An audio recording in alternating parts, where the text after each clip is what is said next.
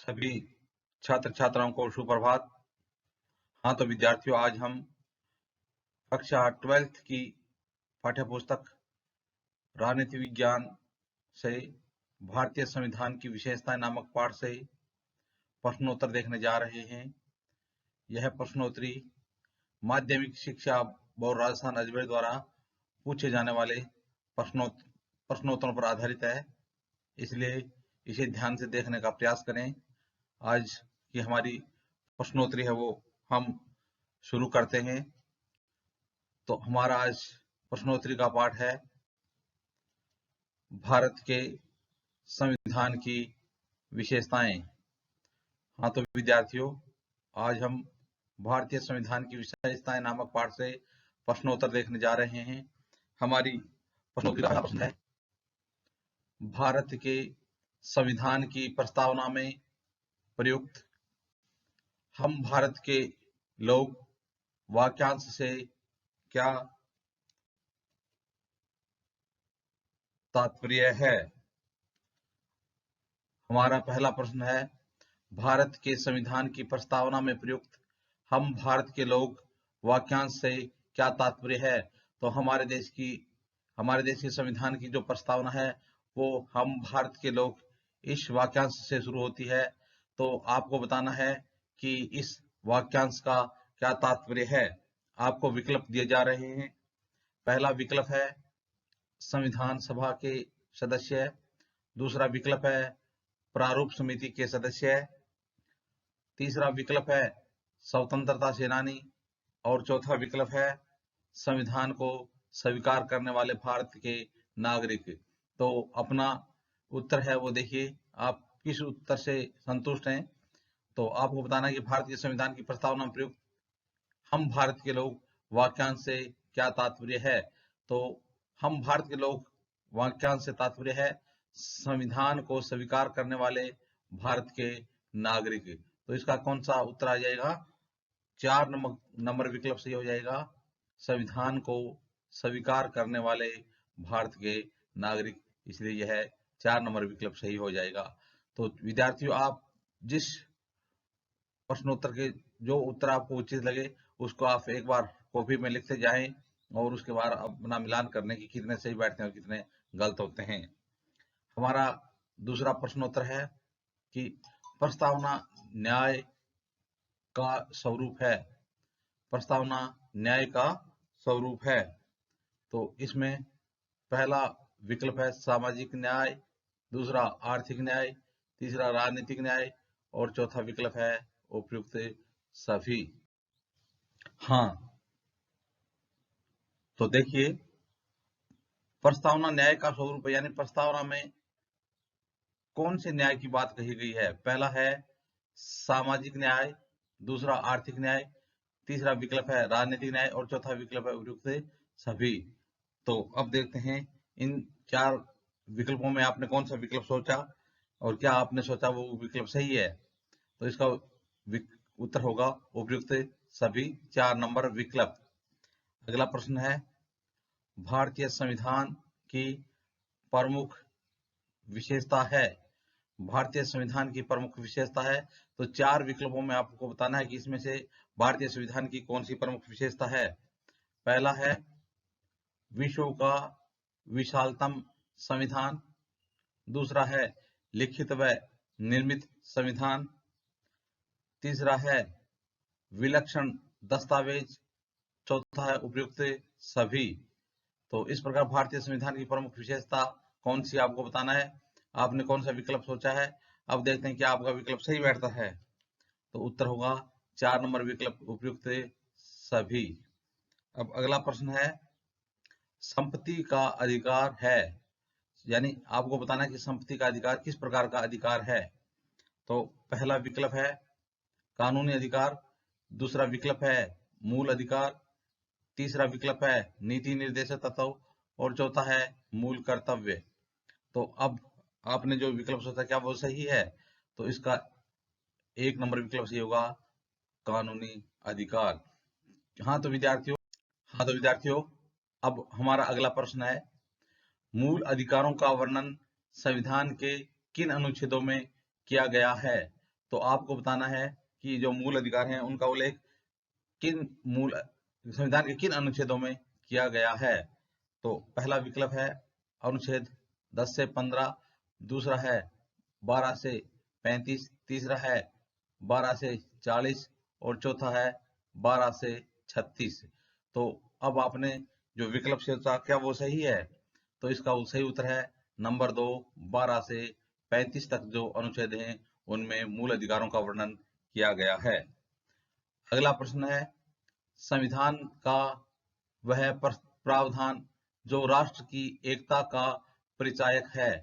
तो आपको बताना है कि संविधान का वह क्या प्रावधान है जो राष्ट्र की एकता का परिचायक है। नंबर 1, एकल नागरिकता। नंबर 2, मूल कर्तव्य। नंबर 3, नीति निर्देशक तत्व। नंबर 4, मूल अधिकार। तो आपने इन चार विकल्पों में से कौन सा विकल्प सोचा है? यानी संविधान का वह प्रावधान जो राष्ट्र की एकता का परिचायक है। तो इसका उत्तर होगा नंबर 1, एकल नागरिकता।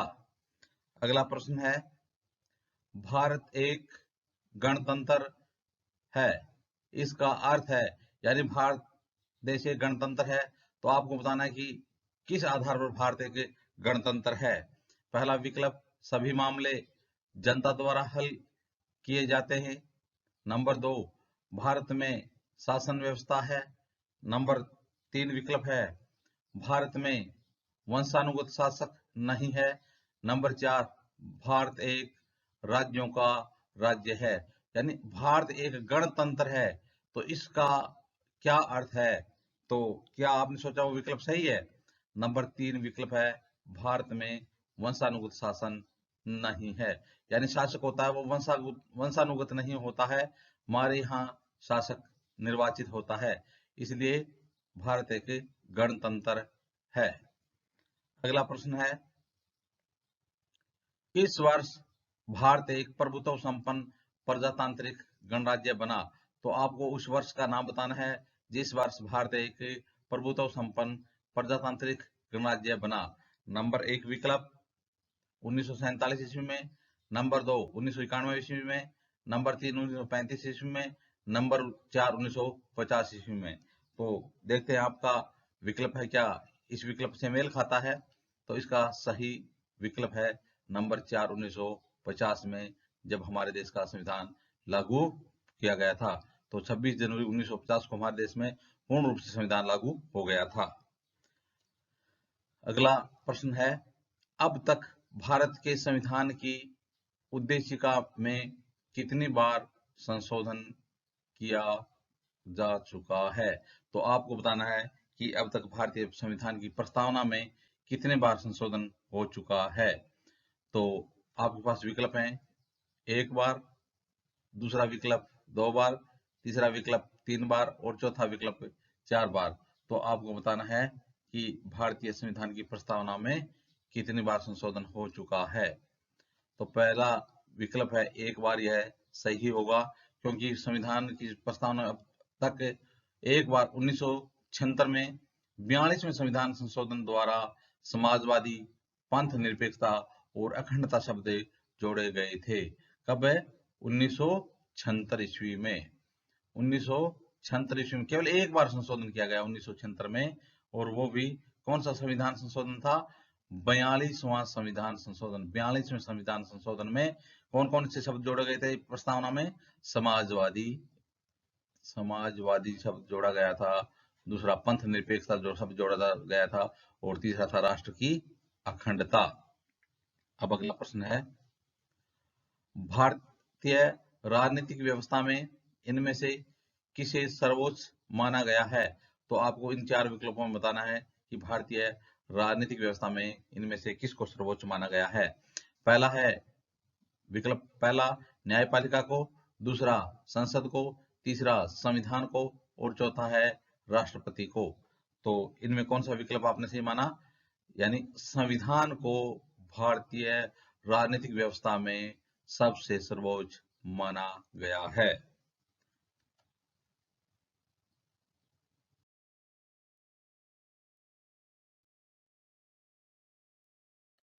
हाँ तो विद्यार्थियों, हमारा अगला प्रश्न है, भारतीय संविधान में नागरिकों को कितने मूल अधिकार प्रदान किए गए हैं?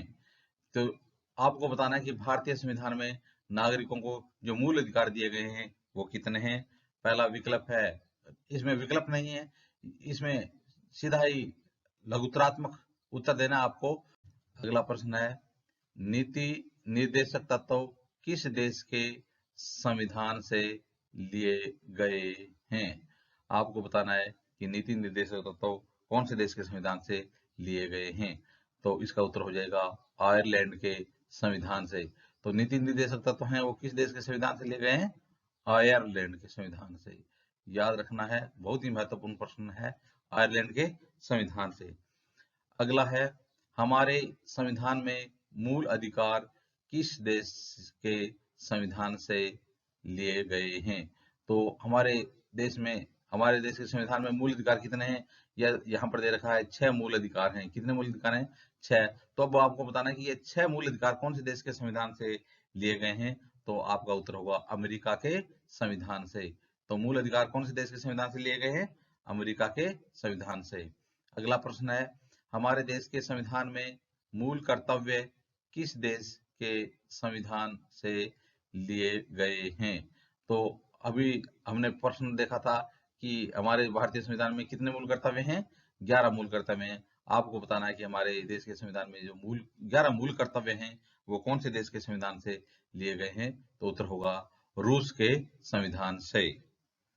अगला प्रश्न है, अनिवार्य एवं निशुल्क शिक्षा का मूल अधिकार किस संविधान संशोधन के द्वारा जोड़ा गया था? तो आपको बताना है कि अनिवार्य एवं निशुल्क शिक्षा का जो आज मूल अधिकार में शामिल है, आपको बताना है कि किस संविधान संशोधन के द्वारा जोड़ा गया था। तो आपका उत्तर होगा 86वें संविधान संशोधन।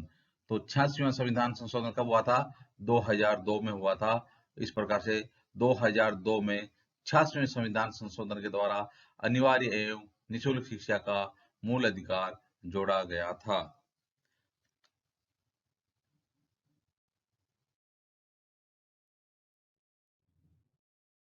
हमारा अगला प्रश्न है, भारतीय संविधान के किस भाग में नीति निर्देशक तत्वों का वर्णन किया गया है? आपको बताना है कि हमारे देश के संविधान के किस भाग में नीति निर्देशक जो सिद्धांत हैं उनको वर्णित किया गया है। तो वो भाग संख्या है 4 में। तो भाग नंबर 4 में किसका वर्णन किया गया है? नीति निर्देशक तत्वों का वर्णन किया गया है। अगला प्रश्न है, किस संविधान संशोधन के द्वारा मताधिकार की आयु 21 वर्ष से घटाकर 18 वर्ष कर दी गई? तो आपको बताना है कि वो कौन सा संविधान संशोधन है जिसके तहत जो मतदान की आयु सीमा थी वो 21 वर्ष से घटाकर कितनी कर दी गई? 18 वर्ष कर दी गई थी। तो इसका उत्तर होगा 61वें संविधान संशोधन के द्वारा। और 61वां संविधान संशोधन कब हुआ था? 1989 में। तो 61वें संविधान संशोधन 1989 के द्वारा भारतीय संविधान संशोधन के द्वारा मताधिकार की आयु है वो पहले जो 21 वर्ष थी उसको घटाकर कितना वर्ष कर दिया गया था? 18 वर्ष। और आज भी जो मताधिकार की आयु सीमा है वो क्या है? 18 वर्ष है। न्यूनतम आयु सीमा 18 वर्ष है। अगला प्रश्न है, भारतीय संविधान में संघ शब्द के लिए किस शब्द का प्रयोग किया गया है? तो आपको बताना है कि भारतीय संविधान में संघ जो शब्द है इसके लिए कौन सा शब्द प्रयुक्त किया गया है? तो इसके लिए कौन सा शब्द प्रयुक्त किया गया है? राज्यों का संघ। तो कहा गया है कि भारत एक राज्यों का संघ होगा, यूनियन ऑफ स्टेट। तो भारत एक राज्यों का संघ कहा जाता है। अगला प्रश्न है, व्यवस्थापिका के प्रति मंत्री परिषद का सामूहिक उत्तरदायित्व भारतीय संविधान की किस विशेषता को दर्शाता है। आपको बताना कि व्यवस्थापिका के प्रति मंत्रिपरिषद का सामूहिक उत्तरदायित्व होता है। तो भारतीय संविधान की किस विशेषता को दर्शाता है? तो इसका उत्तर होगा संसदीय शासन व्यवस्था को। तो व्यवस्थापिका के प्रति मंत्रिपरिषद का सामूहिक उत्तरदायित्व बनता है और यह किस विशेषता को दर्शाता है? संसदीय शासन व्यवस्था को दर्शाता है। अगला प्रश्न है, भारत की समाजवादी गणराज्य किस संविधान संशोधन द्वारा घोषित किया गया था? आपको बताना है कि भारत को समाजवादी गणराज्य किस संविधान संशोधन यानी भारतीय संविधान की प्रस्तावना में समाजवादी गणराज्य शब्द कब जोड़े गए थे? तो इसका उत्तर हो जाएगा 42वें संविधान संशोधन के द्वारा भारत को समाजवादी गणराज्य घोषित किया गया था। अगला प्रश्न है, किस देश के संविधान को जीवंत संविधान का दर्जा दिया गया है? तो निश्चित है भारतीय संविधान को एक जीवंत संविधान का दर्जा भी दिया गया है। तो सही उत्तर हो जाएगा भारत देश के संविधान को।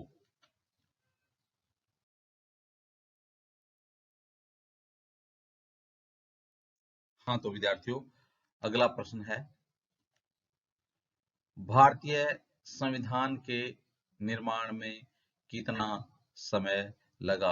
आपको बताना है कि भारतीय संविधान का जो निर्माण किया गया था तो उसमें कितना समय लगा था, और यह बहुत ही महत्वपूर्ण प्रश्न है। इसका उत्तर होगा 2 वर्ष 11 माह और 18 दिन। तो कितना समय लगा था भारतीय संविधान के निर्माण में? 2 वर्ष 11 माह और 18 दिन लगे थे। अगला प्रश्न है, भारतीय संविधान को संविधान सभा द्वारा कब अंगीकार किया गया था? तो हमारे देश के संविधान को संविधान सभा द्वारा, यह पूछ रहा है कि संविधान सभा के द्वारा कब अंगीकार किया गया था? तो उत्तर हो जाएगा 26 नवंबर 1949 को संविधान सभा ने इसको अंगीकृत किया था। तो 26 नवंबर 1949 को। अगला प्रश्न है, भारत का संविधान किस दिन लागू हुआ था? तो आपको बताना है कि पूर्ण रूप से हमारे देश का संविधान कब लागू हुआ था। तो अंगीकार तो 26 नवंबर 1949 को किया गया था, इसलिए 26 नवंबर को संविधान दिवस मनाते हैं। लेकिन भारत का संविधान किस दिन पूर्ण रूप से लागू हुआ था, जिस दिन हम गणतंत्र दिवस के रूप में मनाते हैं? तो वो होगा 26 जनवरी 1950 को। अगला प्रश्न है, भारतीय संविधान द्वारा अंतिम शक्ति किसके हाथ में निहित की गई है? तो आपको बताना है कि भारतीय संविधान द्वारा जो अंतिम शक्ति है वो किसके हाथ में निहित की गई है, किसको अंतिम शक्ति प्रदान की गई है, दी गई है? तो उत्तर होगा भारत की जनता के हाथ में। तो भारतीय संविधान द्वारा अंतिम शक्ति किसके हाथ में होती है? भारत की जनता के हाथ में होती है। अगला प्रश्न है, किस विद्वान ने संविधान की प्रस्तावना को संविधान की राजनीतिक कुंडली कहा है? तो आपको उस विद्वान का नाम बताना है जिन्होंने संविधान की प्रस्तावना को संविधान की राजनीतिक कुंडली माना है, और वो विद्वान है डॉक्टर के.एम. मुंशी। तो उस विद्वान का क्या नाम है जिसने भारतीय संविधान की प्रस्तावना को संविधान की राजनीतिक कुंडली कहा है? Doctor K M. मुंशी। अगला प्रश्न है, भारतीय संविधान के निर्माण के समय संविधान में कुल कितने अनुच्छेद थे?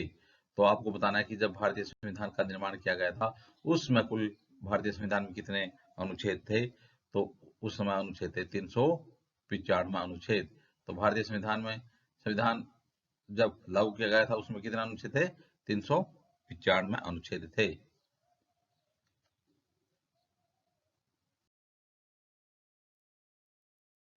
हाँ तो विद्यार्थियों, हमारा अगला प्रश्न है, भारतीय संविधान के निर्माण के समय संविधान में कुल कितने भाग थे? तो आपको बताना है कि जब भारतीय संविधान का निर्माण किया गया था उस समय भारतीय संविधान में कुल कितने भाग थे? तो उसमें कितने भाग थे? 22 भाग थे भारतीय संविधान जब लागू किया गया था तब। अगला प्रश्न है, भारतीय संविधान का 101वां संविधान संशोधन किससे संबंधित है? तो आपको बताना है कि भारतीय संविधान का जो 101वां संविधान संशोधन हुआ था वो किस विषय से संबंधित था? बहुत ही प्रसिद्ध विषय था, वो है जीएसटी, यानी गुड सर्विस टैक्स, वस्तु एवं सेवा कर। जीएसटी गुड सर्विस टैक्स, वस्तु एवं सेवा कर से संबंधित था।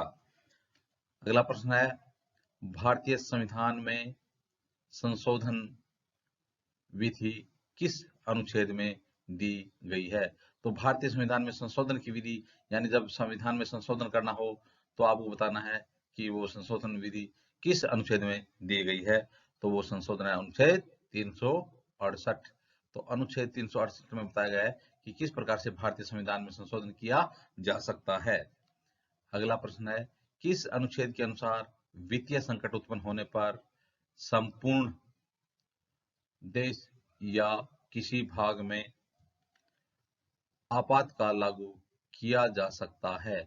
प्रश्न एक बार फिर देखना, वित्तीय संकट की बात कर रहा है ये कह रहा है कि वित्तीय संकट आने पर किस अनुच्छेद के तहत संपूर्ण देश में या देश के किसी एक भाग में आपातकाल लागू किया जा सकता है? तो वो अनुच्छेद है 360।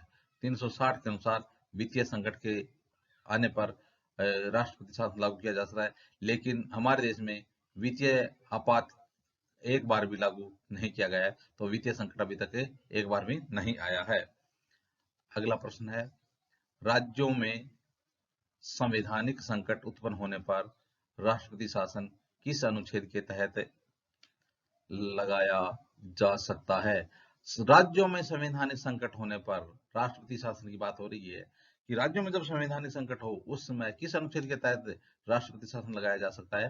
अनुच्छेद 356 के तहत राज्यों में संकट आने पर राष्ट्रपति शासन लागू किया जा सकता है। अगला प्रश्न है, संविधान के किस भाग में आपातकालीन उपबंधों का उल्लेख किया गया है? तो आपको बता रहा है कि ऊपर हमने जो आपातकालीन उपबंध पढ़े हैं, आपको बताना है कि इन उपबंधों का किस भाग में उल्लेख किया गया है। तो वो हमारे संविधान का भाग कौन सा है? संविधान के भाग 18 में। तो संविधान के 18वें भाग में आपातकालीन उपबंधों का वर्णन किया गया है।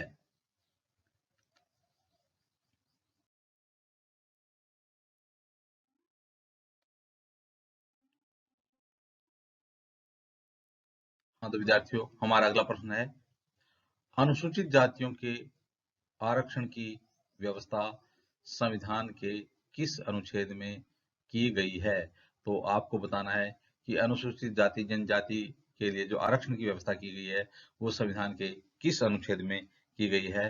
तो उत्तर होगा अनुच्छेद 330। अनुच्छेद 330 में अनुसूचित जातियों और जनजातियों को जो आरक्षण प्रदान किया गया है उसकी व्यवस्था की गई है। अगला प्रश्न है, केंद्र में पिछड़ा वर्ग के लिए सरकारी सेवाओं में कितने प्रतिशत आरक्षण की व्यवस्था की गई है? तो आपको बताना है कि केंद्र में पिछड़ा वर्ग है ओबीसी, उसके लिए सरकारी सेवाओं में कितने प्रतिशत आरक्षण की व्यवस्था की गई है? तो आपका उत्तर होगा 27%। तो केंद्र में पिछड़ा वर्ग के लिए कितने प्रतिशत आरक्षण की व्यवस्था की गई है? 27%। अगला प्रश्न है, भारत में मिश्रित अर्थव्यवस्था को क्यों अपनाया गया? यानी भारतीय संविधान में यदि देखा जाए कि कौन सी अर्थव्यवस्था को अपनाया गया है तो वो है मिश्रित अर्थव्यवस्था। आपको बताना है कि मिश्रित अर्थव्यवस्था को ही क्यों अपनाया गया? क्योंकि समाज में आर्थिक विषमता दूर करने के लिए मिश्रित अर्थव्यवस्था को अपनाया गया। अगला प्रश्न है, राज्यपाल की नियुक्ति कौन करता है? तो आपको बताना है कि राज्यपाल महोदय हैं, उनकी नियुक्ति किसके द्वारा की जाती है? बहुत अच्छा प्रश्न है। तो इसका उत्तर होगा राष्ट्रपति के द्वारा राज्यपाल की नियुक्ति की जाती है। अगला प्रश्न है, कार्यपालिका के आदेशों को कौन अवैध घोषित कर सकता है? तो कार्यपालिका जो आदेश जारी करता है, आपको बताना है कि उन आदेशों को यदि वे वैध नहीं है, विधि के अनुसार नहीं है, तो किसके द्वारा अवैध घोषित किया जा सकता है? वो है हमारी संस्था सर्वोच्च न्यायालय। तो सर्वोच्च न्यायालय कार्यपालिका के आदेशों को भी अवैध घोषित कर सकता है। अगला प्रश्न है, भारतीय संविधान के निर्माण के समय संविधान में कुल कितनी अनुसूचियां थी?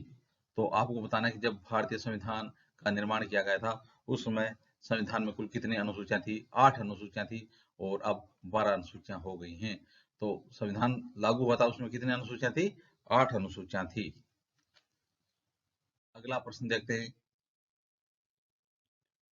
हाँ तो विद्यार्थियों, हमारा अगला प्रश्न है, देश के किसी हिस्से में सशक्त विद्रोह की स्थिति में किस अनुच्छेद के तहत आपातकाल लागू किया जा सकता है? देश के किसी हिस्से में सशक्त या सशस्त्र विद्रोह की स्थिति हो, सशस्त्र विद्रोह की स्थिति हो, तो उस समय किस अनुच्छेद के तहत आपातकाल लागू किया जा सकता है? तो उत्तर होगा अनुच्छेद 352 के तहत। अगला प्रश्न है, 42वें संविधान संशोधन द्वारा प्रस्तावना में कौन कौन शब्द जोड़े गए? तो इस प्रश्न को हमने पहले भी देखा था कि 42वां जो संविधान संशोधन था उसमें कौन कौन से विषय जोड़े गए थे। 1976 की बात है। कब है? 1976 में। और कौन कौन से विषय जोड़े गए थे? समाजवादी, पंथ निरपेक्षता और राष्ट्र की अखंडता शब्द जोड़े गए थे। तो समाजवाद, पंथ निरपेक्षता व अखंडता शब्द जोड़े गए थे। अगला प्रश्न है, भारत के संविधान की प्रस्तावना से क्या अभिप्राय है? आपको बताना है कि भारत के संविधान में जो प्रस्तावना दी गई है उसका क्या अभिप्राय है, क्या मतलब है। तो उत्तर है, भारतीय संविधान की प्रस्तावना एक ऐसा प्रलेख है जिसके अंतर्गत संविधान के मौलिक उद्देश्यों व लक्ष्यों को दर्शाया गया है। तो भारतीय संविधान की प्रस्तावना एक ऐसा प्रलेख है जिसमें संविधान के जो मौलिक उद्देश्य क्या है, उनके लक्ष्य क्या हैं, उनको दर्शाया गया है। साथ ही इसे संविधान की आत्मा भी कहा जाता है।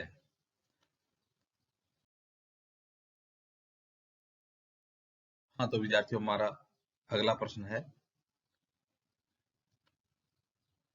सर्वोच्च न्यायालय के मुख्य न्यायाधीश की नियुक्ति किसके द्वारा की जाती है? तो आपको बताना है कि सर्वोच्च न्यायालय के जो मुख्य न्यायाधीश होते हैं उन मुख्य न्यायाधीश की नियुक्ति किसके द्वारा की जाती है? तो उत्तर होगा राष्ट्रपति द्वारा। अगला प्रश्न है, बंधुत्व का आदर्श किन आधारों पर टिका है? तो आपको बताना है कि जो बंधुत्व का जो आदर्श होता है वो कौन कौन से आधार हैं जिन पर टिका हुआ है? तो उत्तर होगा राष्ट्र की एकता और व्यक्ति की गरिमा। यानी राष्ट्र की एकता और व्यक्ति की गरिमा पर बंधुत्व का आदर्श होता है वो टिका रहता है। अगला प्रश्न है, किन्हीं दो बिंदुओं को लिखे जिनके द्वारा भारतीय संविधान राजनीतिक न्याय के आदर्श को मूर्त रूप प्रदान करता है। तो उन दो बिंदुओं को लिखना है जिनके आधार पर भारतीय संविधान राजनीतिक न्याय के आदर्श को मूर्त रूप प्रदान करता है। तो वो दो रूप है, पहला है वयस्क मताधिकार और दूसरा है संवैधानिक उपचारों का अधिकार। इन दो बिंदुओं के आधार पर भारतीय संविधान राजनीतिक न्याय के आदर्शों को मूर्त रूप प्रदान करता है। अगला प्रश्न है, भारत के संविधान में कठोरता एवं लचीलापन किन देशों के संविधान से लिए गए हैं? तो हमारे देश का जो संविधान है वो उसको कठोर भी बोला जाता है और लचीला भी बोला जाता है। तो आपको बताना है कि इन दोनों शब्दों को किन देशों के संविधान से लिया गया है? तो उत्तर होगा संयुक्त राज्य अमेरिका। कठोरता का जो संविधान सिद्धांत है उसको संयुक्त राज्य अमेरिका से लिया गया है और लचीलेपन का जो सिद्धांत है उसको ब्रिटेन के संविधान से लिया गया है। तो इस प्रकार विद्यार्थियों, आज हमने माध्यमिक शिक्षा बोर्ड राजस्थान अजमेर में पूछे जाने वाले प्रश्नोत्तर देखे। यदि वीडियो आपको पसंद आए तो अपने इस चैनल को सब्सक्राइब कर लें ताकि आने वाले वीडियो की जानकारी आप तक पहुंचती रहे।